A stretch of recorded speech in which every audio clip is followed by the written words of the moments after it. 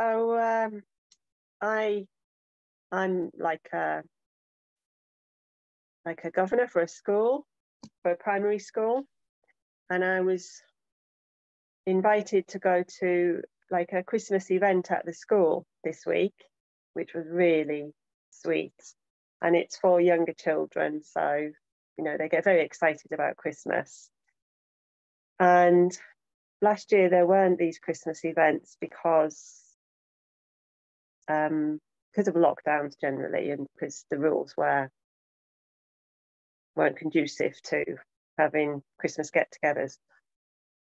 So when I walked into the school hall, there was this like fizzling like chatter and excitement, and all the children were like, yay! It was the whole school were turning up, and it was the Christmas panto. I don't know if you have pantos over there, but a panto's a bit like, I don't know if you've heard of, oh yes I am, oh no you're not. It's this sort of like, it's like audiences get involved and contribute to the whole, it's like a theatre type. Oh, wow. No, I'm not aware of anything like that here, so very, very, very, very, very traditional to have Christmas pantos in the UK. So these children are very excited, and for some of them, they missed out last year, and some of them were new, and these social occasions have whittled down a little bit in the last 2 years. So there was just like this fizzle of chatter, and the teachers, I think, were excited too.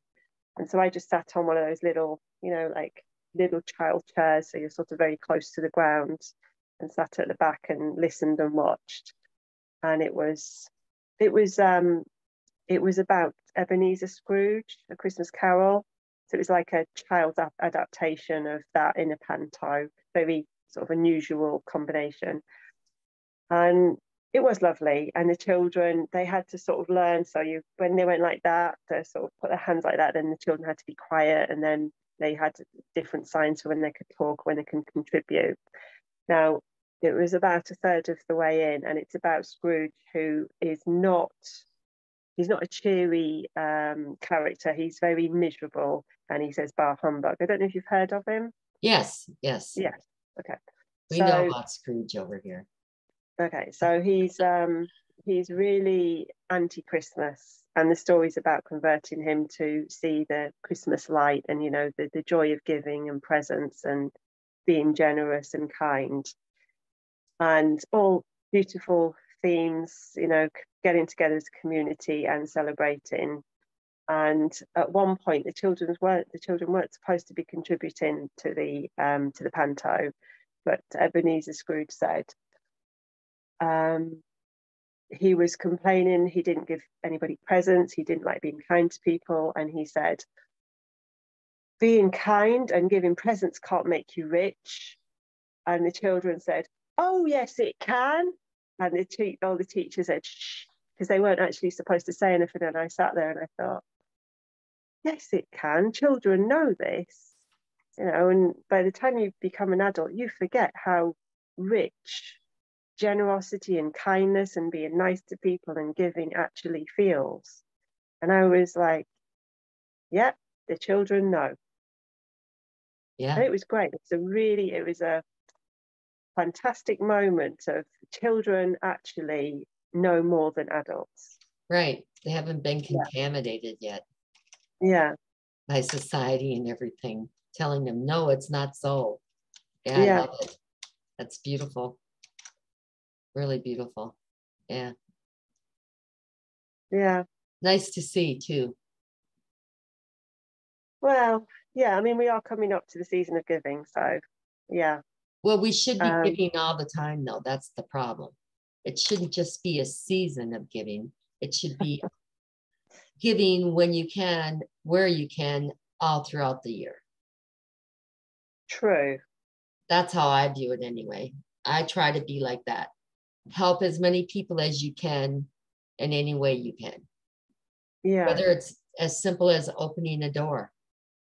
Something in that, little. It can brighten someone's day. And you're helping them by opening the door. Yeah. And it's a simple form of it. I was at the beach the other day, and yesterday, and there was a officer that came down, and he was walking off the beach. Usually they're not ever on the beach. They're always up in the parking lot writing the tickets for the parking, but no money to be made down on the beach. So he was down at the beach, and he almost got away without me seeing him. He was so quiet, and his back was to me, and I said, well, hello. And he turned around and he goes, oh, hello. He goes, I didn't mean to disturb you. And I thought, disturb me? How are you disturbing me? But anyway, he said, I got a call that there was distressed vessels down here along the shoreline. And I said, well, I haven't seen any. And he said, well, I can't really look any further than here because the water, there's no shoreline. The water's cut, the tide's coming in. So he couldn't go down any further. And I said, well, it's probably this board, because there's this great big giant board laying there. And then it had another board going across at one point. And it's really heavy. I mean, I can't even lift it, because I tried last week to lift it and move it down, and I couldn't. And so I said, it's probably about this board. And he goes, do you come here all the time? And I said, yeah. And he goes, when did you first see this here? And I said, oh, it was last week was the first time. And he goes, well, obviously it's not supposed to be here. And I said, right. And then he did some kind of texting to someone. And then he goes, okay, thank you. We'll see you. Have a good day. Oh, enjoy your day is what he said to me. And I said, thank you. And thank you for your service. And he turned around and he goes, oh, thank you. I appreciate it. And I said, I appreciate you. And he just smiled and walked away. Yeah. Oh, that's so sweet. Yeah, it was nice. Well, I'm trying to thank them because they're really in a ishy position right now with everything that's going on. So I want them to be appreciated. And well, I would never do their job, number one. I mean, I wouldn't, there's no way you could pay me any amount of money to do their job. So I just want them to know that they are appreciated, even though they get a lot of at them, you know, from people. Yeah. So it's just nice to let people know that you appreciate them. And everyone wants to be appreciated, right? They do. Yes. Yeah. I also had some work being done in my house. I was getting estimates. So I had a few different companies come in, and one guy was a native Hawaiian. And he's moved here because he can't afford to live. Now, isn't that sad? Hawaii is his home and he can't afford to live there. Something's wrong. So anyway. At least he's living by the beach though. Yeah, that's true. Yeah. He said that if he stayed in Hawaii, there's no way he could ever afford to buy a home. Yeah. And he went on to tell me that milk, for a gallon of milk, it's $10 for 1 gallon of milk. But anyway, we were talking about giving and how the golden cities are in the future, and that's where everybody gives to everyone. No one wants for anything. That if one person, you know, is in need, someone gives them whatever they're in need of, and vice versa. And he said, oh yeah, I'm familiar with that. That's the Mahalo Way. He said, that's what we call it in Hawaii, and we do that. The natives do that with one another. He said, that's how we function.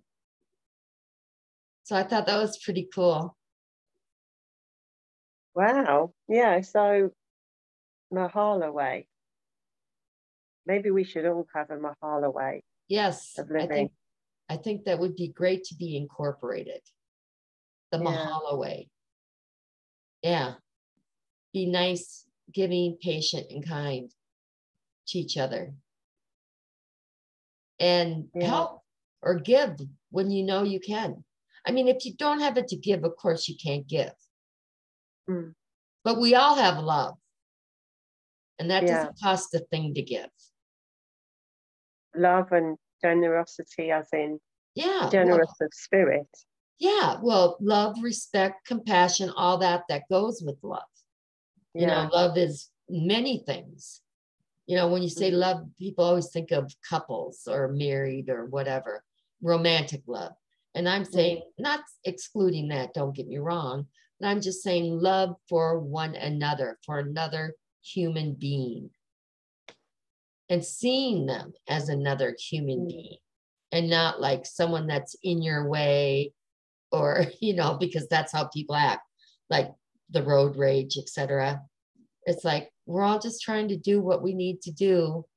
No one's trying to cut you off or beat you up or whatever. You know, people act like that, you know, when they're driving with the road rage, etc. Yeah. With getting impatient, whatever it might be. So, yeah. So it's like being thankful for what you have and being thankful that you have the ability to help someone. And telling people as well, telling people that you appreciate them. Yeah, exactly. That you appreciate them for whatever, just for being them, if nothing else. I mean, who doesn't want to hear that?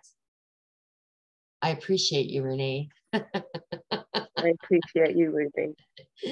Thank you. Yeah. And kids do it, going back to what you're saying about kids. No, kids do it on their own.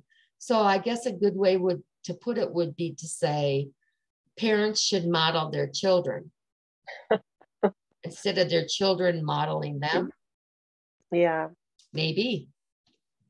Maybe. Maybe not in all areas, but in majority. Right? Yeah. Because children know. Yeah. It's crazy how that works. So what are you grateful for? Everything. I mean, I don't constantly feel grateful, or I'm grateful for this, I'm grateful for that. I'm always very grateful for health.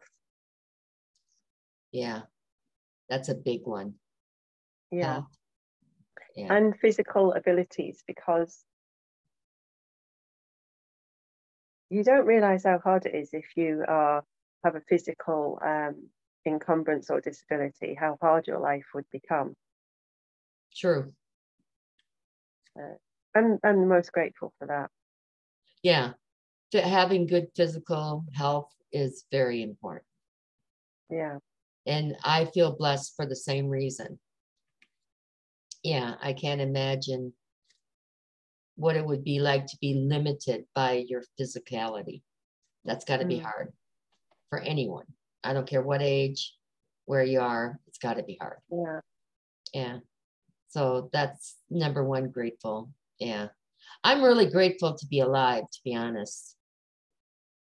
Yeah. A lot of people wouldn't agree with that, but I am. I'm grateful to be alive, especially right now with all the changes going on. I'm grateful.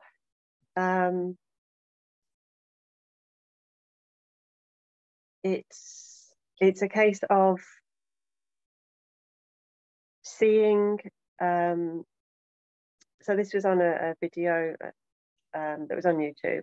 Seeing that when things aren't going so well, actually, that's still a good thing, because that's helping you to move forward in your life. It's very true. Just, yeah, trying to see beyond, oh, this isn't such a great thing that's going on. This isn't such a great feeling, but I'm still grateful for the experience. Yeah. Yeah, everyone always focuses on it being bad instead of realizing that this bad is basically forcing you to make a change. And there we are with that change. Everyone hates the dreaded change. For some reason, we've been trained to think that change is not good, when change is good. I mean, we're all energy, and energy is constantly changing. Yeah. That's the one guarantee. Yeah. So we shouldn't really label it, but it's hard to not label it sometimes. True. True. Well, especially when that's how you've been raised to be.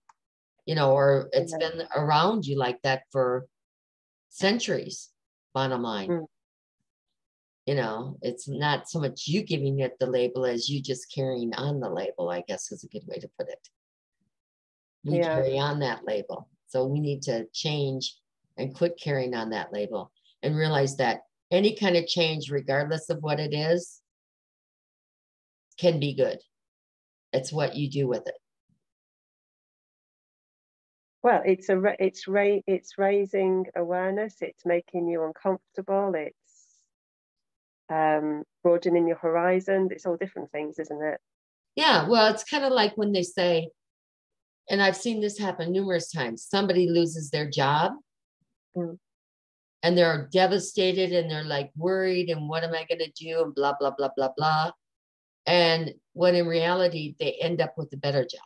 9 times out of 10, the person that was fired, let go, or lost their job for whatever reason ends up usually in a better place.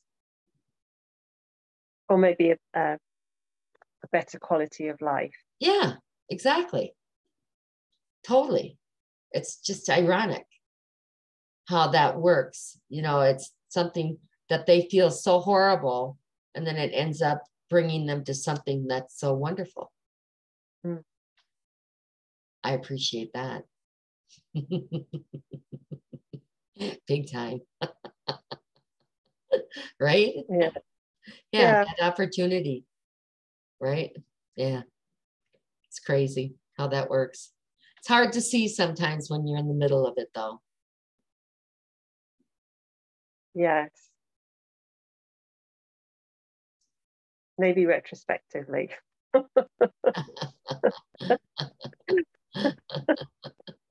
Yeah. Totally.